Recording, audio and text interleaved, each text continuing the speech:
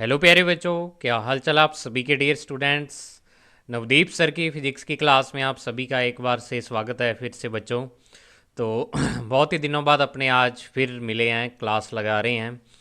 तो आप लोगों के बहुत सारे मैसेज आ रहे थे और ये समझ लो मेरी भी मजबूरी थी कि आपकी पिछले 4-5 दिनों से मैं कोई क्लास नहीं ले पाया। नया चैप्टर स्टार्ट करना था, वो नया चैप्टर नहीं स्टार्ट कर पाया, तो उसके लिए मैं खेद है मुझे। और इन्फॉर्मेशन मैंने आपको दे दी थी कि आपको वीडियो, मैंने कहा था वीडियो और नोट्स, आपको नोट्स मैंने अवेलेबल करा दिए टेलीग्राम चैनल पर। और दूसरी चीज़ ये है कि अब अपने छठा चैप्टर स्टार्ट करेंगे। हालांकि बहुत सारे स्टूडेंट मुझे ये बोल रहे हैं कि सर आप कोई और चैप्टर स्टार्ट करो, 7वां कर दो, कोई 13वां कह रहा है, कोई 11वां कह रहा है, कोई 16वां कह रहा है। तो और बहुत सारे स्टूडेंट ये भी बोल रहे थे कि सर आपने कहीं पेड कोर्स तो नहीं स्टार्ट कर दिया। ठीक है, तो ऐसी कोई बात नहीं है डियर स्टूडेंट्स, मैंने अभी तक ऐसा कुछ नहीं किया और ना ही करूँगा। आपको 12वीं का कोर्स मैंने करवाने का कहा है तो वो करवाऊँगा। ठीक है। अब कई ज्ञानी बच्चे मुझे ज्ञान दे रहे हैं कि सर आप वो टॉपिक छुड़वा दो, जो टॉपिक सिलेबस में हैं वो सिलेबस से यानी कि उनको मत करवाओ। तो उनको मैं कहना चाहूँगा कि देखो, अगर आप उन टॉपिक को छोड़ के बाकी टॉपिक कर सकते हो तो कर लो आप। आपको कोई मना नहीं है। मैं कौन सा कहता हूँ कि 100% करो आप, जो मैं करवाता हूँ 100% आपको करना ही है। मैं कोई बाध्य नहीं करता हूँ उनको। ठीक है। तो बाकी आप एक चीज़ मुझे ये बता दो। देखो, मैं उनसे, उन स्टूडेंट से कहना चाहूँगा जो 60% का समर्थन कर रहे हैं कि आपका जो सेलों का संयोजन था जैसे पिछले चैप्टर में, तो उसमें सेलों के संयोजन को आप बिना श्रेणी और समांतर क्रम के मुझे समझा के दिखा दो। ठीक है। आपको समांतर और श्रेणी क्रम उसमें यूज नहीं करना, उसका यूज किए बिना वो टॉपिक समझा दो, फिर मैं मान भी जाऊंगा कि हाँ 60% सिलेबस से काम चल सकता है। अगर काम चल सकता होता तो मैं चला दूंगा वहाँ पे। ठीक है ना। जहाँ पे काम चल सकता होगा मैं वहाँ पे ज़रूर चला दूंगा काम, लेकिन ऐसा नहीं।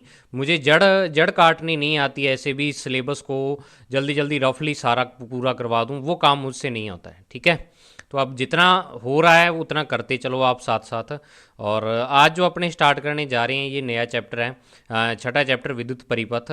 और आज की वीडियो में मैं इंट्रोडक्शन ही करवाऊंगा। ये देखो आपके सामने लिखा हुआ है इंट्रोडक्शन टू चैप्टर। ठीक है।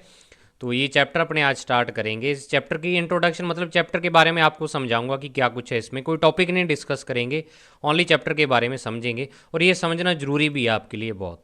जो इंपॉर्टेंट क्वेश्चन आप लास्ट में पूछते हो ना, वो अभी मैं आपको बता दूंगा। ठीक है ना। तो चलिए स्टार्ट करते हैं आज की वीडियो एक नई एनर्जी के साथ। तो देखिए बच्चों, चैप्टर का नाम है विद्युत परिपथ। ठीक है। एक चीज़ यानी चैप्टर स्टार्ट करने से पहले मैं आपको और बता दूं कि अगर किसी स्टूडेंट के मन में शंका हो कि सर 18 तारीख से स्कूल लगने वाले हैं, फिर आप क्या करोगे या और है, तो उनको मैं शंका उनका क्लियर कर दूं कि मैं इस बार कोई स्कूल ज्वाइन नहीं कर रहा हूं। ठीक है, आपके लिए ही हूँ और आपके लिए वीडियो बनाऊंगा मैं। ठीक है ना। तो वो मन से निकाल देना। तो आप देखो समझो इसको। मैं इसमें आपको ये चीज़ बताऊंगा कि इस चैप्टर में अपने क्या क्या चीज़ें पढ़ेंगे और क्या क्या चीज़ें आपके सिलेबस में है और कैसे कैसे इनको करेंगे। तो ये चैप्टर बेसिकली जो आपका है विद्युत परिपथ के नाम से, इसमें क्या है कि जो इसमें स्टार्टिंग में दो नियम आते हैं। ये किरचॉफ लिखा हुआ है लेकिन यहाँ देखो किरचॉफ लिखा हुआ है। ठीक है। तो इसको किरचॉफ ही पढ़ेंगे अपने। तो किरचॉफ के नियम दिए हुए हैं। एक तो प्रथम नियम है, इसको धारा का नियम बोल देते हैं, और एक दूसरा नियम है, इसको अपने वोल्टता का नियम बोलते हैं। ये दोनों ही नियम आप ये मान लो कि अगर आप बीएससी करोगे, बड़ी क्लासों में जाओगे, चाहे आप इंजीनियरिंग करोगे, किरचॉफ के नियम तो आपको लगाने पड़ेंगे। ठीक है ना। तो किरचॉफ नियम मोस्ट मोस्ट इंपॉर्टेंट चीज़ है, इनको अपने बहुत अच्छे तरीके से करेंगे। समझ आई बात। फिर यहाँ पे कुछ एग्जाम्पल है, जैसे ये वाला क्यूब वाला एग्जाम्पल बहुत ही फेमस एग्जाम्पल है इसका, ये वाला भी करेंगे। फिर उसके बाद जो आता है वो टॉपिक आता है व्हीटस्टोन सेतु, व्हीटस्टोन ब्रिज। तो ये टॉपिक भी बहुत ही यानी कि इंपॉर्टेंट टॉपिक है, और इसका क्या है आपके प्रैक्टिकल भी है। प्रैक्टिकल में आपके यूज होगा इस व्हीटस्टोन सेतु का, या व्हीटस्टोन ब्रिज इसको बोल देते हैं। तो प्रैक्टिकल के लिए आज से ये चीज़ें बहुत इंपॉर्टेंट है, और ये चैप्टर खास करके आपका प्रैक्टिकल से रिलेटेड है। और अगर इसमें मैं आपको थ्योरी करवाऊंगा तो सही, जो इस चैप्टर में सब कुछ दिया हुआ है वो आपका क्या है, अब यहाँ से स्टार्ट हो गया ये वाला व्हीटस्टोन सेतु। जो किरचॉफ के नियम है वो आपके प्रैक्टिकल में नहीं यूज होंगे। ठीक है ना। यहाँ से यूज होगा व्हीटस्टोन सेतु से, आगे सारा काम प्रैक्टिकल का है। जब आप लैब में इन एक्सपेरिमेंट को करोगे तो आपको ये चैप्टर याद होना जरूरी है। उसके बिना प्रैक्टिकल नहीं होंगे, ना ही आपको फॉर्मूले काम में आएंगे वहाँ पे। ठीक है। फॉर्मूले सारे इस चैप्टर के होंगे, और उस फॉर्मूले में क्या कुछ चीज़ें हैं, या और प्रैक्टिकल में तो आपको डायरेक्ट फॉर्मूला लिखा मिलेगा, लेकिन वो फॉर्मूला क्यों आया, कैसे आया, रीज़न क्या है उसका, यानी कि जो वाइवा से रिलेटेड चीज़ है ना प्रैक्टिकल के, वाइवा के ही लिहाज से अगर आपके छठे चैप्टर याद है तो आप प्रैक्टिकल में बहुत कुछ कर सकते हो तैयार, ठीक है, वाइवा। तो उसके लिए बहुत ही इंपॉर्टेंट चीज़ है ये। और इसमें क्या है, व्हीटस्टोन ब्रिज है, फिर व्हीटस्टोन सेतु की संतुलन अवस्था के लिए आपको समीकरण निकालनी है क्रिचॉफ के नियम से, और फिर उसके बाद मीटर सेतु। ये मीटर सेतु आपके प्रैक्टिकल में है। मीटर सेतु की 3 प्रैक्टिकल हैं आपके। एक मीटर सेतु से अज्ञात प्रतिरोध ज्ञात करना, फिर मीटर सेतु से श्रेणी क्रम का सत्यापन करना, और मीटर सेतु से समांतर क्रम का सत्यापन करना, ठीक है।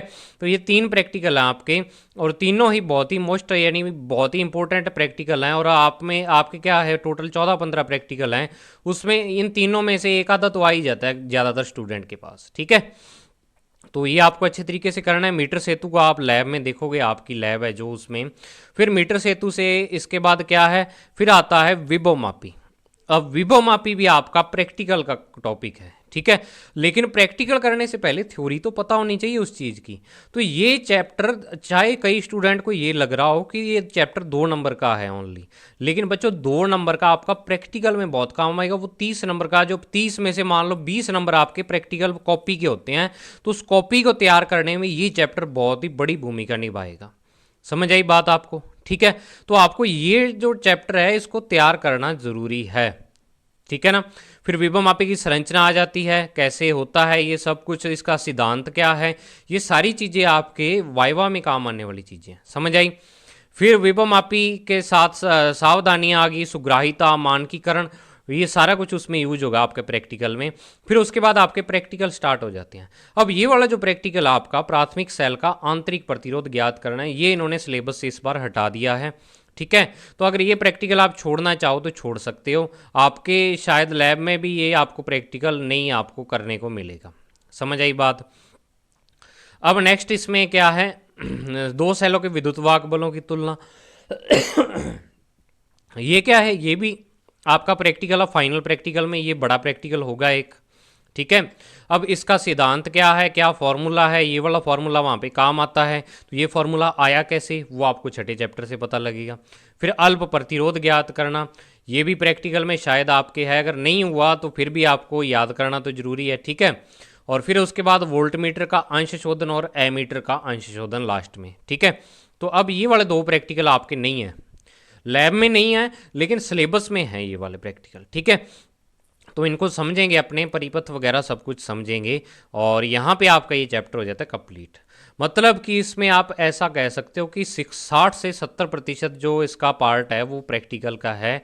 तो आपको प्रैक्टिकल के लिहाज से बच्चों ये चैप्टर याद करना आपको पड़ेगा, ठीक है ना। ये सारे जो फॉर्मूले हैं, मीटर सेतु वाला ये फॉर्मूला है, आगे ये वाला फॉर्मूला आ गया, आगे ये वाला तुल्य विद्युत वाहक बल वाला आ गया, या ये वाला आ गया।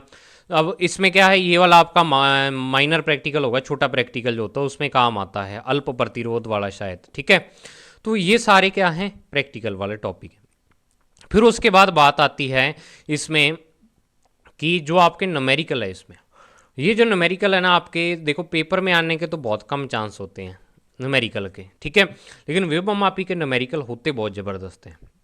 और कंपटीशन एग्जाम में खास करके इसके न्यूमेरिकल बहुत ही ज़्यादा पूछे जाते हैं, और पूछते इसलिए कंपटीशन बढ़ाने के लिए। कारण पता क्या होता है कि जिस बच्चे ने प्रैक्टिकल के थ्रू इस चीज़ को समझा होगा, फॉर्मूले उसको अच्छी तरह समझ आए हुए होंगे, वो बच्चा ये न्यूमेरिकल को कर सकता, दूसरे को पता ही नहीं लगेगा अभी हो क्या रहा है, इसमें पूछ क्या रहा है, क्या दिया हुआ है, कैसे कर रहा है। जिस बच्चे ने प्रैक्टिकल किए होंगे और प्लस में ये थ्योरी पढ़ी होगी, वो बच्चा इनके आंसर दे सकता है। दूसरे बच्चे को तो पता ही नहीं लगेगा भी क्या कुछ दिया हुआ है इस न्यूमेरिकल यानी कि न्यूमेरिकल में, और क्या अपने को निकालना है, ठीक है। तो तभी मैं आपको बोल रहा हूं कि ये चाहे आपके 2 नंबर का हो, लेकिन आपके फ्यूचर और प्लस आपके प्रैक्टिकल दोनों के लिए ही इंपॉर्टेंट चैप्टर है। तभी मैं ये चैप्टर स्टार्ट करवा रहा हूँ। जो बच्चे मुझे ये ज्ञान दे रहे हैं 7वां करवाओ सर, वो 7 नंबर का है, इतने का है, तो चाहे वो 7 नंबर का हो, लेकिन ये आपका मैं कह दूँ 20 नंबर तो आपके प्रैक्टिकल के और 2 नंबर आपके, ये 22 नंबर का चैप्टर है ये। समझ आई बात। तो इस चैप्टर को बिल्कुल भी जो बच्चा अपने नंबर बनाना चाहता है अच्छे प्रैक्टिकल में, कोई वाइवा में, तो उन सब की तैयारी के लिए ये चैप्टर तैयार करना आपको पड़ेगा, मानो चाहे ना मानो, ठीक है। वो बाकी बाकी बाद की बातें होती है कि हाँ स्कूल वाले लगवा देंगे हमारे नंबर, तो सर ऐसे या वैसे या प्रैक्टिकल करने की ज़रूरत नहीं है, लेकिन उस चीज़ का लॉस होता है बाद में। समझ आई बात? तो आपके सामने मैंने सारा चैप्टर बता दिया क्या कुछ है इसमें। अब इसमें दो मोस्ट इंपॉर्टेंट टॉपिक जो पेपर के लिए आज से मोस्ट इंपॉर्टेंट होते हैं, एक तो विभवमापी का सिद्धांत होता है, ठीक है, विभवमापी का सिद्धांत, ठीक है। और दूसरा इसमें मैं कह सकता हूं कि जो इसका व्हीटस्टोन सेतु की संतुलित अवस्था, किरचॉफ के नियम से सूत्र निकालना या ऊपर डायरेक्ट सूत्र निकालना इसका संतुलन अवस्था का, ठीक है। ये दो यानी कि क्वेश्चन मोस्ट इंपॉर्टेंट होते हैं जो पेपर में पूछे जाते हैं। समझ आई? तो इस चैप्टर को अपने नेक्स्ट अब स्टार्ट करेंगे। तो ये इसका इंट्रो वीडियो था जो आपको मैंने आज बताया है। तो ज़रूर आप अपनी राय देना इसमें, जो जो बातें मैंने बोली हैं, क्योंकि आप लोगों पर अभी बीती नहीं है ये वाली चीज़, लेकिन मैंने बिताई हुई है ये चीज़। मैंने देखा है स्टूडेंट को कि उनको पता ही नहीं लगता फार्मूले का। एग्जामिनर पूछता है कि विद्युत वाहक बलों वाला फार्मूला कहाँ कहाँ से आया, ऐसे कैसे, भाई लंबाई के समानुपाती क्यों होता है विद्युत वाहक बल जो होता है, या और तो वहाँ बच्चे अटक जाते हैं। तो उनको तभी पता होगा अगर ये चैप्टर पढ़ा होगा। समझ आई बात? तो मुझे उम्मीद है आपको ज़रूर यानी बातें अच्छी लगी होंगी मेरी, और अब रेगुलर अपनी इसकी क्लास स्टार्ट कर देंगे। तो मिलते हैं बच्चों नेक्स्ट वीडियो में, तब तक के लिए thank you. Have a nice day dear students.